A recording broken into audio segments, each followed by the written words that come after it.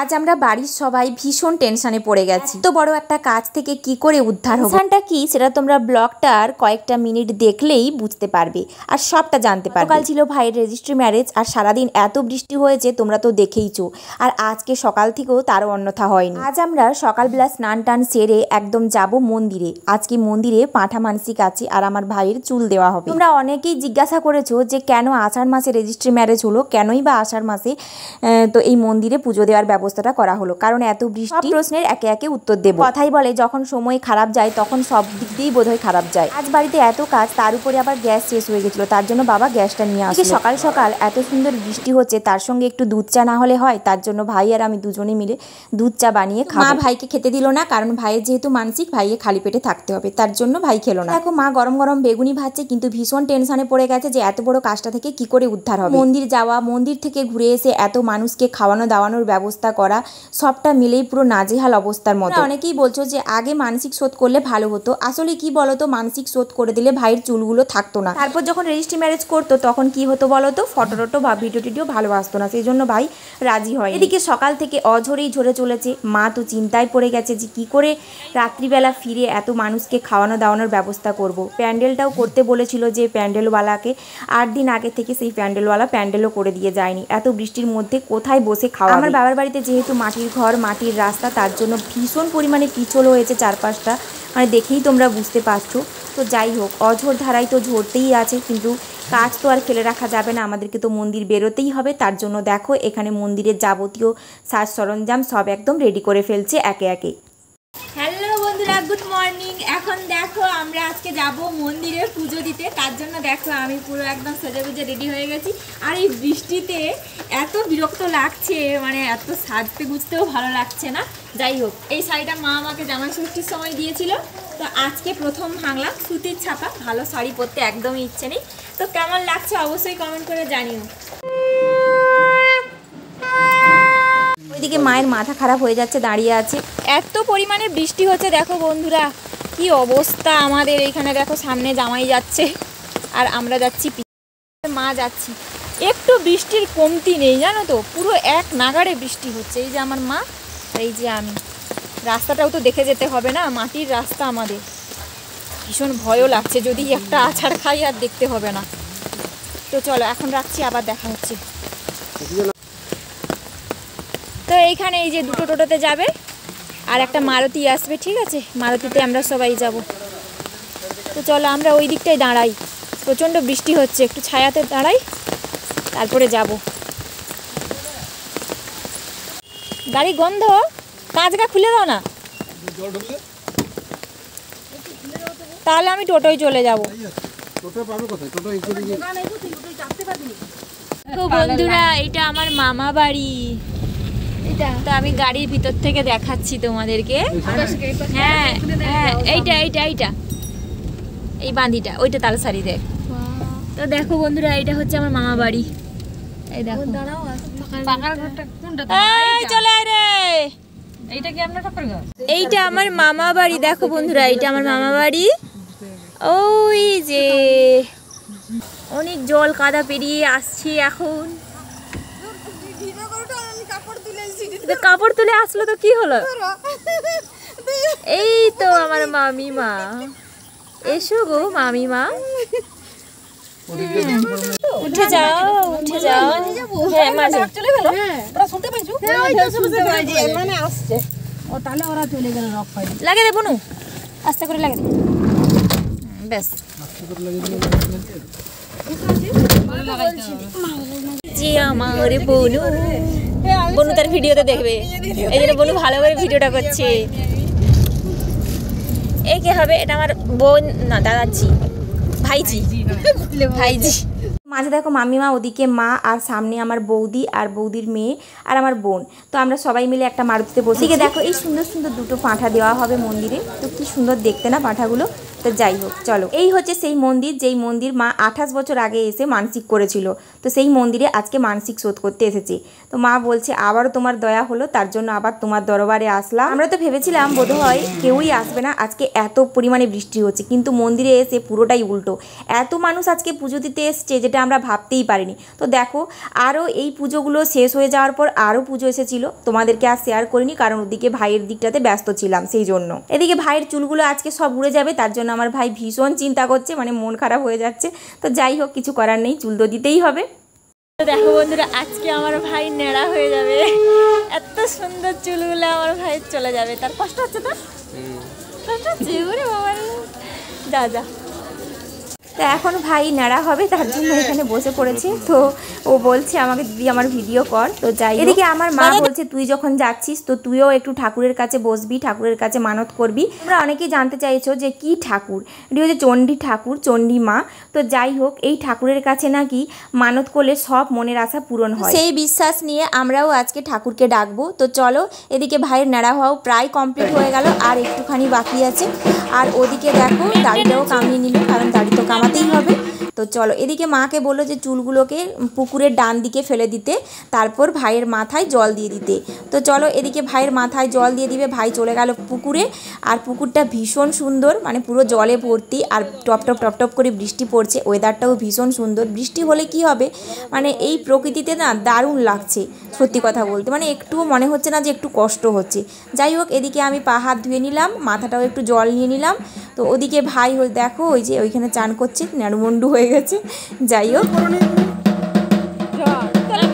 ভাই উঠে নিয়ে, ভাই উঠে নিয়ে, উঠে নি কেন, ওগুলোর অভ্যাস আছে।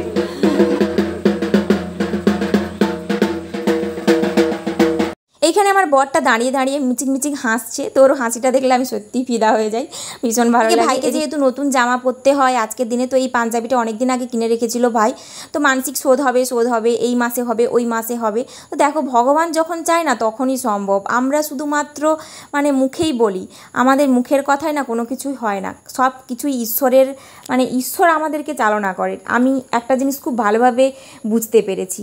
যাই হোক, ঈশ্বর এখন চেয়েছেন, তার জন্যই এখন মানসিক হলো, সে যত বৃষ্টি হোক, ঝড় হোক, বাদল হোক, যাই হোক না কেন।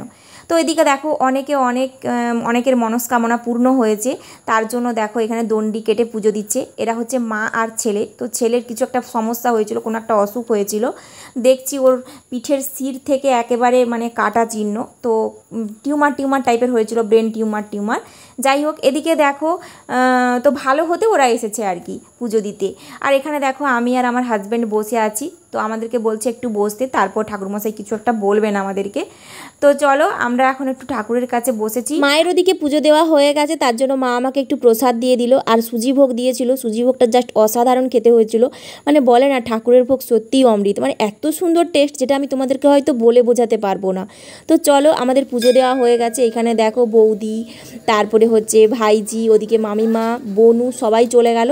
তো আমরা সবাই একটা গাড়িতে যাবো, আর যারা দুটো টোটো করা হয়েছে সেই টোটোতে করে তারা যাবে। ভাইরাল তালসারি থেকে চলে আসলাম, এখন আমরা যাচ্ছি আমাদের মামা বাড়ি। তো অনেক দিন পর, মানে অনেক বছর পর আসলাম মামা বাড়ি, ঠিক আছে। মামা বাড়ি ভারী মজা, কিলচর নাই, কথাই বলে না সেরকম। তো যাই হোক, তো চলো, এটা হচ্ছে আমার মামা বাড়ি। আর ওইদিকে দেখো এই যে তালসারি দেখতে পাচ্ছ, কি সুন্দর না, দারুণ। দুধারে দেখো জমি, এই জমিগুলো পুরো বর্ষাকালে না জলে ভর্তি হয়ে যায়, ঠিক আছে, মানে ভীষণ সুন্দর লাগে। আর আমার মামা দাদু দেখো সামনে বসে আছে, চলো দেখাচ্ছি। এই হচ্ছে আমার মামা বাড়ি, দেখো এই যে মাটির বাড়ি, খুব সুন্দর। চলো চলো চলো চলো যাওয়া যাক, খাওয়া দাওয়া করবো এখানে।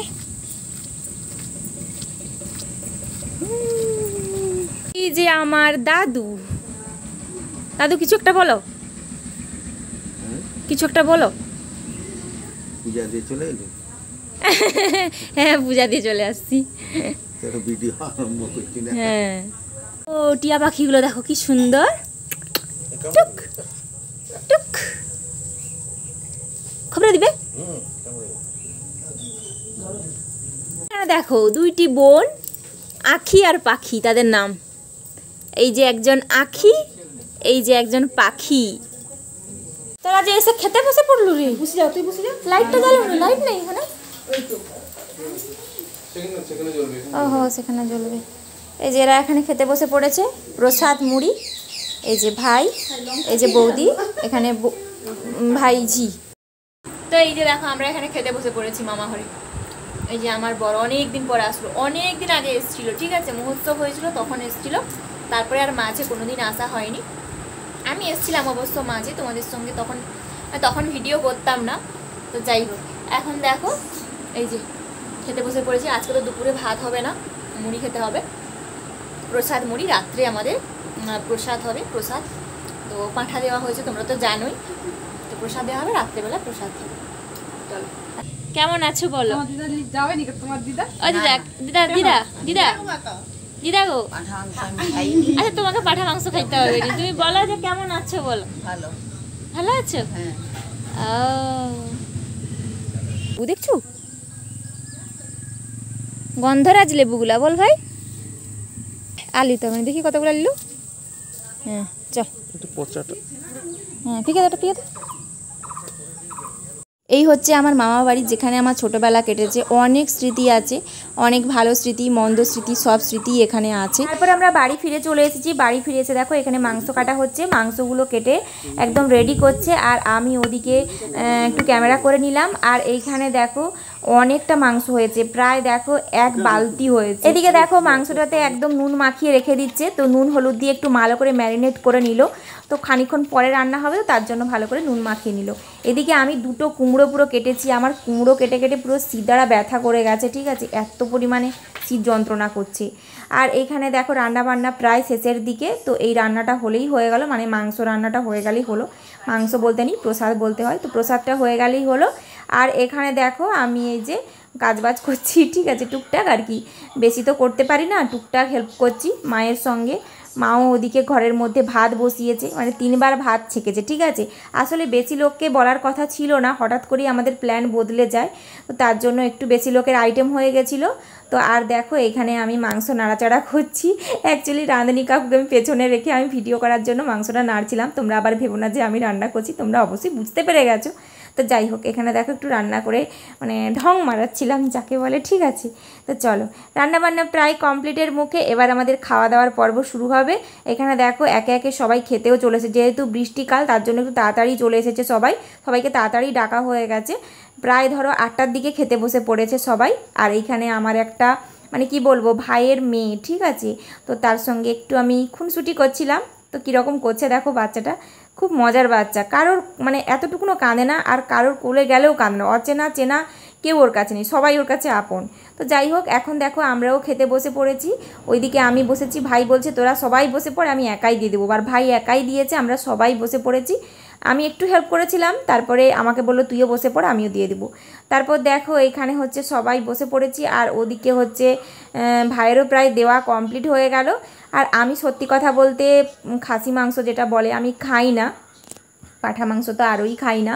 তো আজকে হঠাৎ করে আমার বর বলছে ভীষণ টেস্টি হয়েছে, তুমি একটু খেয়ে দেখো। তো 1 পিস আমি খেয়েছিলাম, তো দেখলাম বেশ ভালো লাগছে, তার জন্য আমার হাজব্যান্ড দাঁড়িয়ে দাঁড়িয়ে ভিডিওটা করছি। তো চলো, কেমন লাগলো আজকের ব্লগটা অবশ্যই কমেন্ট করে জানিও।